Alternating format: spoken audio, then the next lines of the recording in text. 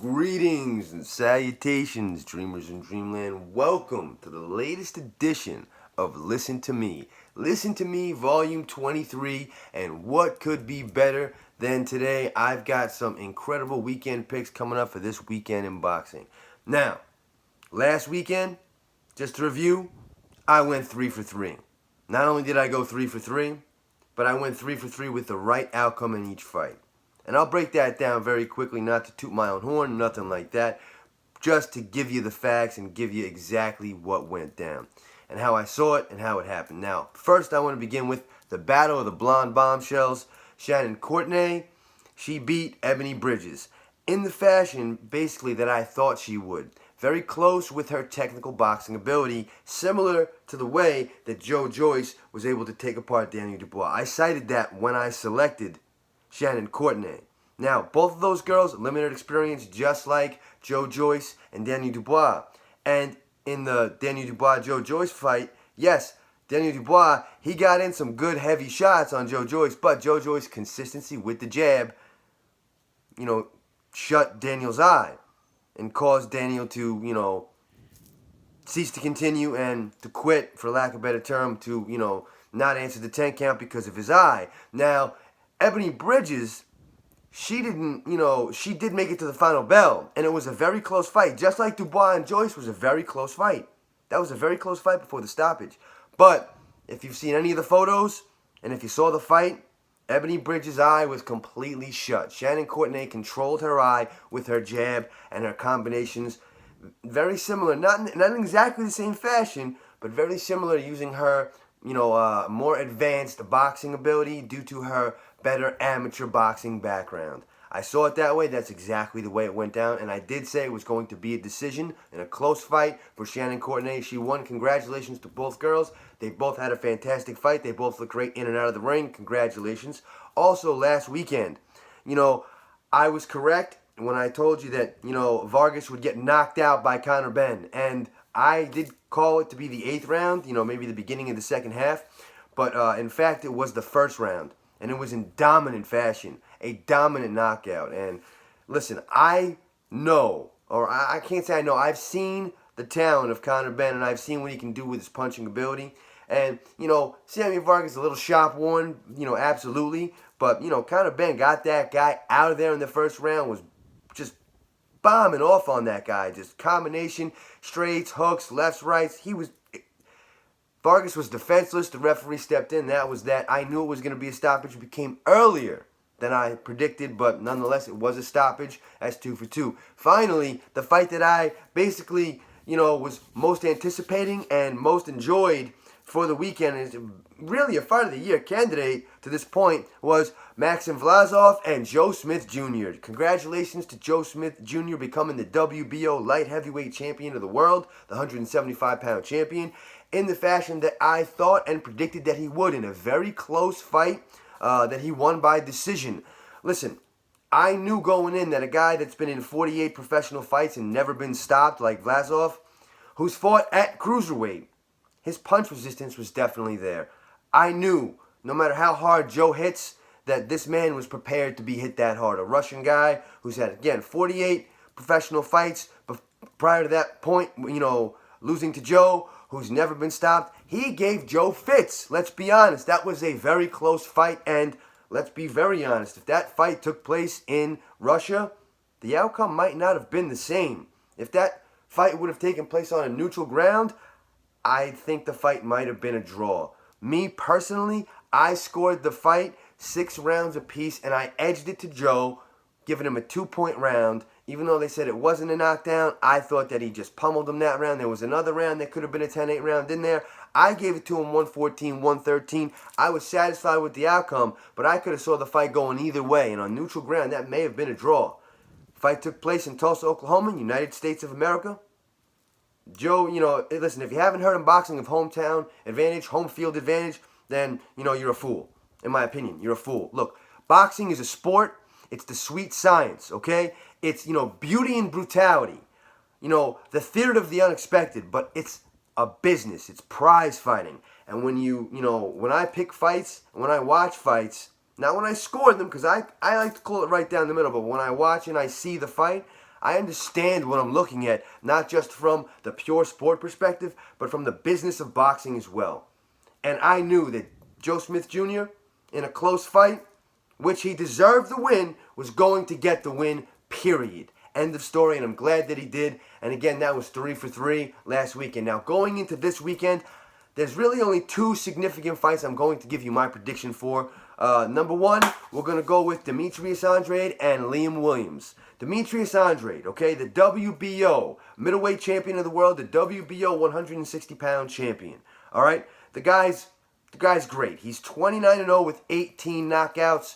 He's never lost, and as an amateur, he's well decorated, okay? In 2007, he had a silver medal in the Pan American Games in Rio. That's no small potatoes. That's no small accomplishment. That's definitely an amateur feather in the cap. And in 2007, he also won the World Championships in Chicago. He beat Keith Thurman as an amateur. Really, and Keith Thurman was a well-decorated amateur himself. Demetrius made short work of that guy, took care of him 1, 2, 3 without a problem. Demetrius Andrade, 29-0, 18 knockouts. Can't seem to get the biggest fights that he wants, but any fights that he's in, he always wins. He always wins. That's just what he does. He's a winner. Now, Liam the Machine Williams, he's a tough guy. He's also got some amateur success. I mean, prior to his professional career, as a professional, he has 26 professional fights. He's 23-2 with 1 draw, 18 knockouts. Now, both of these guys have the same amount of knockouts. The knockout percentage per win for Liam is slightly higher, but he's got the 2 losses and the 1 draw. Both of Liam the Machine Williams' losses, they both came to Liam Smith in 2017 in back-to-back fights. Now, in the first fight, he lost by a knockout. Referee stopped the fight. And I believe it was the 8th round of that fight, the 7th or the 8th round of that fight. But in the second fight, nonetheless, it was a majority decision loss to Liam Smith. And let me tell you, I've watched that fight a few times, and I don't think Liam Smith did quite enough to win that fight. There's a lot of people that'll tell you they felt that Liam Williams was the deserved winner of that fight. Nevertheless, since that point, he's won 7 consecutive fights. 7 consecutive fights since then, en route to his mandatory fight with Demetrius Andrade, okay? And, like I said, he has limited amateur success. He says he won 44 or 49 fights, winning, some Welsh titles and in the ABAs, but not the type of amateur success that Demetrius Andrade had. And if there's anything that I've learned, if 2 guys are very similar in their records and, in their professional careers to this point, and I think Demetrius Andrade is more accomplished than Liam Williams, but nevertheless, Liam Williams is, very accomplished himself as a professional and is an amateur as well. But when you look at both resumes, whoever really has a more accomplished amateur resume with better boxing, I think will be the clear-cut winner. And I don't see Demetrius Andrade stopping Liam Williams. I don't see that happening. I see Demetrius Andrade winning by decision. Demetrius Andrade is a tricky southpaw. He's 6'1". He's got a lot more power than people give him credit for. He's got power in both hands, pop in both hands. He's a very big guy. 6'1", he's a very big, rangy guy, for, 160-pound division. Liam Williams is 5'10". He's tough, he's rough, he's tumble. I'm not telling you there's not a chance if he makes it a rough and tumble affair that he couldn't, maybe push pressure to the limit, make Andrade, uncomfortable enough to where, Liam the Machine Williams can actually, get a stoppage. But I don't see that happening personally. I trust Demetrius Andrade to win this fight and win this fight comfortably. I see it, 8 rounds, 9 rounds. Demetrius Andrade winning convincingly 8 to 9 rounds. And, maybe Williams does enough to win 3 rounds. But I don't see him winning any more than that. I see Demetrius Andrade winning this fight by decision. Now, in another very interesting fight, I want to lead into this with a segue, that there was some news released recently by the PBC, by multiple outlets that they are moving towards the Bryant Castano versus Jermell Charlo unification for the undisputed 154-pound title at junior middleweight, super welterweight, whatever you want to call it, the 154-pound title. Now, this is very interesting, very exciting news. I like Jermell Charlo. I think he's better than Jermall, who usually gets more attention. But Jermell, being that he currently has the IBF, WBC, WBA championships at 154 pounds, and being that Brian Castano, in his last fight against Teixeira, just secured in his victory, secured the WBO 154-pound title, and these guys both fight under the PBC banner, it's more than appropriate that this fight would take place. However, that hasn't always been the case in the past. You know, I don't want to go over Leo Santa Cruz and Gary Russell Jr. being in the same weight division for the, forever and a day and never having a unification. I don't want to go over the fact that Hurd never got that unification with Charlo before he fought, Julian Jarrett Williams and lost his title. I don't want to go over the fact that, Charles Martin was the IBF champion and Deontay Wilder was the WBC champion, and they didn't fight. Instead, the IBF title with Charles Martin and Al Heyman, they sold it to AJ for lack of a better term there. But I don't want to have to go over any of that. But this fight looks like it's going to take place, and I believe it's going to take place in June. That's exciting news. I'm not sure the official fight date, the official venue has been released just yet, but the talks are in June. That fight will take place, and that's tremendous news. Now, having said that, the last man to beat Jermell Charlo, the only man to beat Jermell Charlo, is in action tomorrow night. He's in action tomorrow night, and he's looking to rebound, he's looking to get on a winning streak. That's Tony Harrison, okay? Tony Harrison is a great fighter, truly a great fighter, all right? He's 28-3. All three of his losses are by knockout. Now, he lost to Charlo after he beat him. In 2019, he lost. He got knocked out in the 11th round. All right? In 2017, he got knocked out in the 9th round by Jarrett Hurd. Both of those fights were very close. Got knocked out in both of those fights late. Now, in 2015, he lost to Willie Nelson. Willie Nelson is a very good fighter. They call him the Great Willie Nelson. He was actually, ahead on 2 of the 3 scorecards. On the majority of those scorecards in that fight, it was a very close fight. One of the judges had it even. The other 2 judges had Harrison up a round. And, I believe a round or 2. I believe it was maybe a round or 2. But anyway, regardless, Willie Nelson knocked that guy out late, stopped him, knocked him off, knocked him down twice. And then, had the fight stopped. At the end of the day, Tony Harrison is a very, very good boxer, a very slick boxer. In his first fight with Charlo, that was well on display, especially early in the fight. But late in that first fight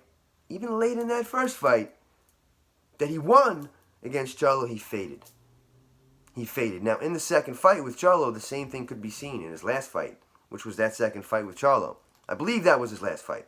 Pretty sure. But regardless, in that fight with Charlo, late, he faded.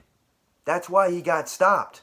He was actually, on one of the judges' scorecards, I believe he may have had Harrison up, or it may have been even, but it was a very close fight.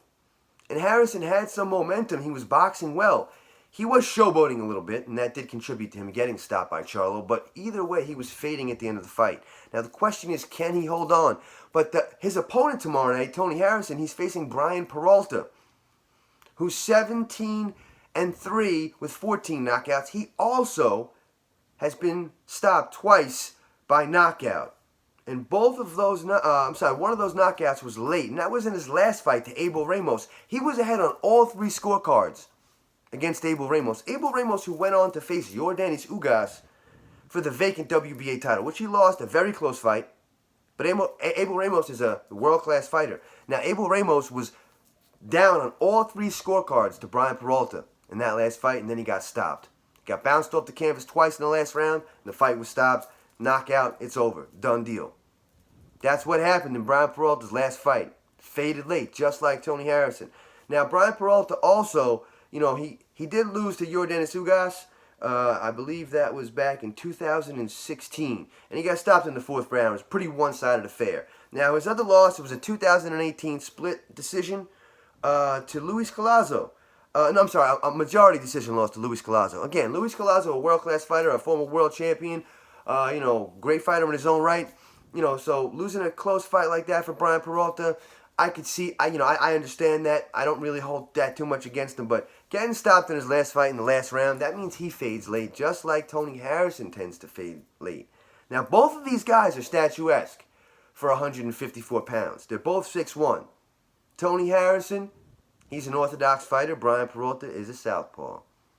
So the question is, who can get the lead foot advantage? Who can, that's basically what that fight will boil down to. Not the only thing, but whoever can get lead foot advantage with a southpaw and an orthodox fighter, that's very important. And in my opinion, Tony Harrison has more experience, especially at a world-class level, than Bryant Perrella. And, Tony Harrison, I believe, will rebound and start a winning streak and aim to get a rematch with Charlo in the future, likely for the undisputed 154-pound title. If things go that way. Again, those are my picks. I'm going with Harrison by decision. I'm going with Andrade by decision. And I'm looking forward to that fight being made between Charlo and Castano. Hopefully it gets announced within the next, few days, few weeks. We will see. Until we meet again, my friends, this has been Listen to Me, Volume 23. It's been your pleasure and not mine. I love each and every one of you. Not nearly equal. It's just not the way it works. Some of you are my family. Some of you I've never met. Some of you I might not really like, but I still have to love you because that's just the way of the world, in my opinion. Give love to get love and pay it forward. Until we meet again, my friends, it's been Dreamland Boxing. Listen to me, number 23. Peace.